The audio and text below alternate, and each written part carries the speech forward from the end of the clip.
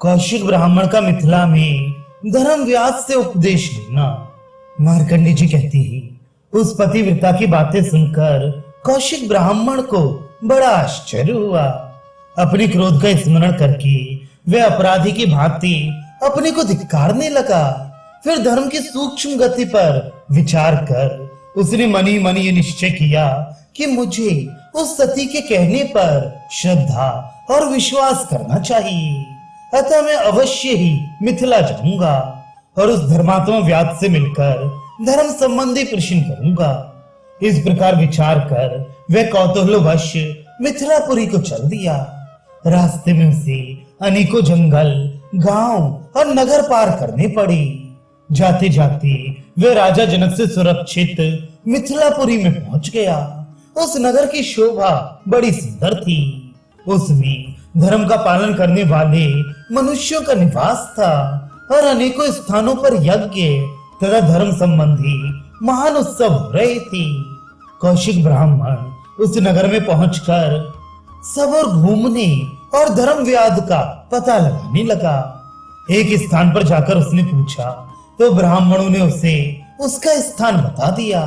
वहां जाकर देखा कि धर्म व्याध कसाई खाने में बैठकर मांस बेच रहा है। ब्राह्मण एकांत में जाकर बैठ गया। व्याध को ये मालूम हो गया कि कोई ब्राह्मण मुझसे मिलने के लिए आए हैं। अतः वे शीघ्र ब्राह्मण के समीप आया और बोला, भगवान आपके चरणों में प्रणाम है। मैं आपका स्वागत करता हूँ। मैं ही वह व्याध हूँ जिसे ढूंढते हुए आपने यहाँ तक आने का कष्ट किया है। आपका भला हो, आज्ञा दीजिए मैं क्या सेवा करूं। ये तो मैं जानता हूं कि आप कैसे यहाँ पधारे हैं। उस पतिव्रता स्त्री ने ही आपको मिथिला में भेजा है। व्याध की बात सुनकर ब्राह्मण बड़े विस्मय में पड़ा और मन ही मन सोचने लगा, ये दूसरा आश्चर्य देखने को मिला। व्याध ने कहा, ये स्थान आपके योग्य नहीं है। यदि स्वीकार करें तो हम दोनों घर पर चलें। ब्राह्मण ने प्रसन्न होकर कहा, ठीक है ऐसा ही करो। फिर आगे आगे ब्राह्मण चला और पीछे पीछे व्याध। घर पर पहुंचकर धर्म व्याध ने ब्राह्मण देवता के पैर धोकर बैठने को आसन दिया। उस पर बैठकर उसने व्याध से कहा, हे तात, ये मांस बेचने का काम तुम्हारे योग्य नहीं है। मुझे तो तुम्हारे इस घोर कर्म से बड़ा क्लेश हो रहा है। व्याध बोला, विप्रवर, मैंने ये काम अपनी इच्छा से नहीं उठाया है। ये धंधा मेरे कुल में दादों परदादों के समय से चला आ रहा है। स्वयं मैं ऐसा कोई कार्य नहीं करता जो धर्म के विपरीत हो। सावधानी के साथ बूढ़े माँ बाप की सेवा करता हूँ, सत्य बोलता हूँ, किसी की निंदा नहीं करता, यथाशक्ति दान देता हूँ और देवता, अतिथि तथा सेवकों को भोजन देकर जो बचता है उसी से अपनी जीविका चलाता हूँ। शूद्र का कर्तव्य है सेवा, वैश्य का कर्म है खेती और युद्ध करना क्षत्रियों का कर्तव्य बताया गया है। ब्रह्मचर्य का पालन, तपस्या, वेदाध्ययन तथा सत्य भाषण ये ब्राह्मण के सदा ही पालन करने योग्य धर्म है। राजा के ये कर्तव्य है कि वह अपने अपने धर्मों के पालन में लगी हुई प्रजा का धर्म पूर्वक शासन करे तथा जो लोग धर्म से गिर गए हों उन्हें पुनः धर्म पालन में लगाए। ब्राह्मण यहाँ राजा जनक के राज्य में कोई भी ऐसा नहीं है जो धर्म के विरुद्ध आचरण करे। चारों वर्णों के लोग अपने अपने धर्म का पालन करते हैं।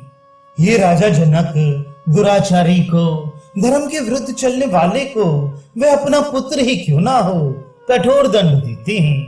अतः आप मुझ में या और किसी मिथिलावासी में भी अधर्म की आशंका ना करें। मैं स्वयं किसी जीव की हिंसा नहीं करता।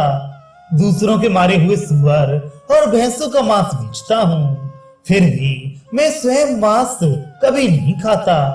ऋतुकाल प्राप्त होने पर ही स्त्री संसर्ग करता हूँ। दिन में सदा ही उपवास और रात्रि में भोजन करता हूँ।